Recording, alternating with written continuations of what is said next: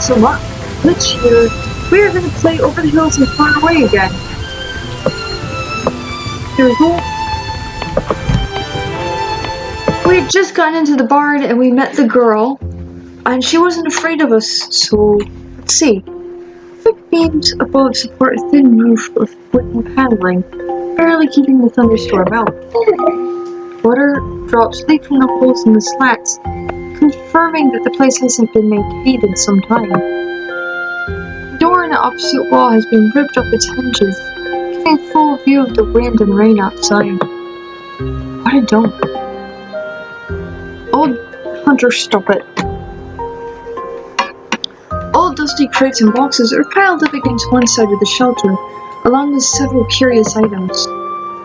Vases of various designs, rolled up carpets, old parchment, a broken sundial, glass bottles. The former owner probably dumped their most worthless possessions and made for a safer area. Turning back to the small Indian girl, I ponder aloud. A young native girl, in her own territory, and born during a storm. Maybe she's an idiot child. You hear stories of white parents abandoning their kids in the wilderness, not wanting the burden of a ration, raising a less than bright child. I didn't think the natives did that too. She'd have to be an idiot, not to be scared of a soldier with a gun. Her curious glance holds. I came even closer, this time standing right next to her. I look her up and down, mutter to myself, a Shawnee girl. Shawnee. Yeah! I fell backwards in my arse, landing with a squelchy plop in the mud. Her response took me by complete surprise. I didn't expect her to speak back. Ugh. Slowly getting off the ground, I brushed a straw and dirt off my backside. You're a Shawnee.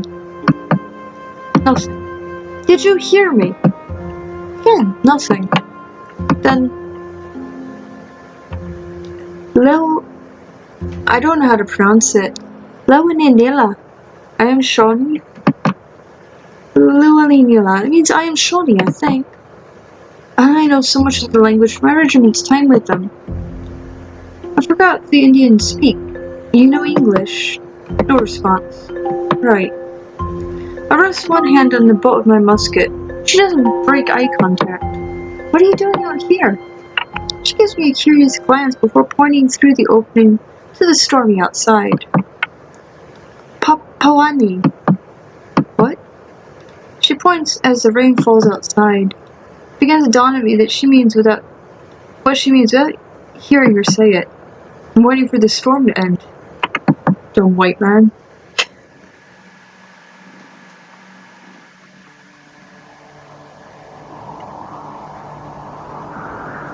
Many years ago, this continent was racked by a bloody and destructive war. I was a boy at that time. My father had brought me to America from England to find his fortune. He didn't know of the rebellion that was brewing, the impending revolts and battles. While he worked at his trade, the mobs grew ugly and the war began. Redcoats and bluecoats fought to control these lands. Father continued to struggle on for my sake. One day he disappeared, either pressed into some militia or murdered for his royalist tendencies. I was taken in by our neighbors. An American family, too Christian to allow a child to suffer in the streets of Boston. I grew into a young man surrounded by blood, rhetoric, and ruin. As the war raged on, I lost interest in the straight and narrow path. I sought to expand my riches by less legitimate means, and set out on my own. For a while I partnered with a Yankee criminal, much like I was in those days. A lout named Warren Jackson. Like a serpent, he seduced me into a life of wickedness. While we fought for their independence, we took a much less noble approach in the pursuit of happiness. We started small, robbing homes and townhouses of deceased militia and politicians. The revolution brought a lot of hurt and chaos to these lands. Many men lost their titles and possessions then, as towns were raided and sieged. No effective government, rival militia, and the British expelled. There was a new kind of paradise for criminals. My partner and I grew fat on our robbed riches, throwing it away on drunken women. 10 years after the war ended, a crackdown on the independent spirits like us began. A man was promised a land and freedom if he fought for independence. But the new public wasn't much different from the old. We took up arms at times, writing against new taxes on whiskey. They wanted to repress our sin and fine us for our well-earned spoils. But this was a new, anarchic world. It still belonged to the landowners of before. So my partner set up a northern trading post and wrote me, asking I joined. For months we lived no better than wild men, hunting and tracking, offering our support.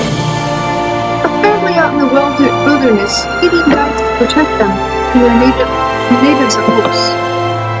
You may find the frontier folk like that, desperate to be free men, find a plot of land to call their own.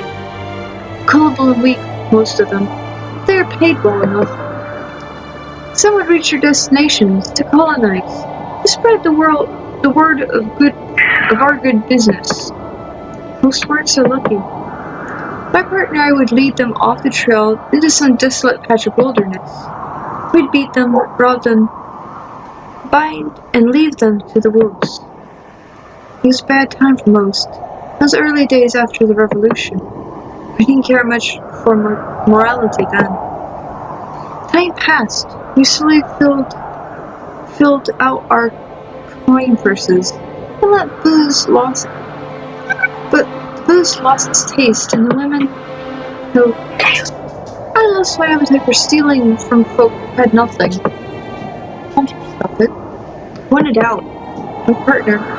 He was less happy about the idea. We fought and fought for days, many times drawing our pistols and blades. Eventually we reached an agreement and called it quits.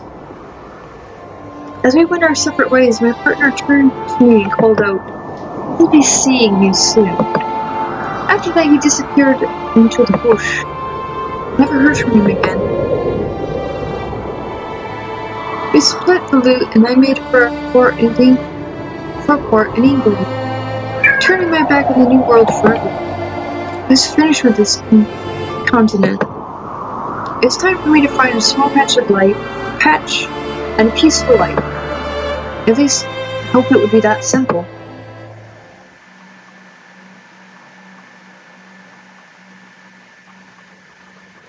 I sat on the side of the barn, leaning up against a wooden post.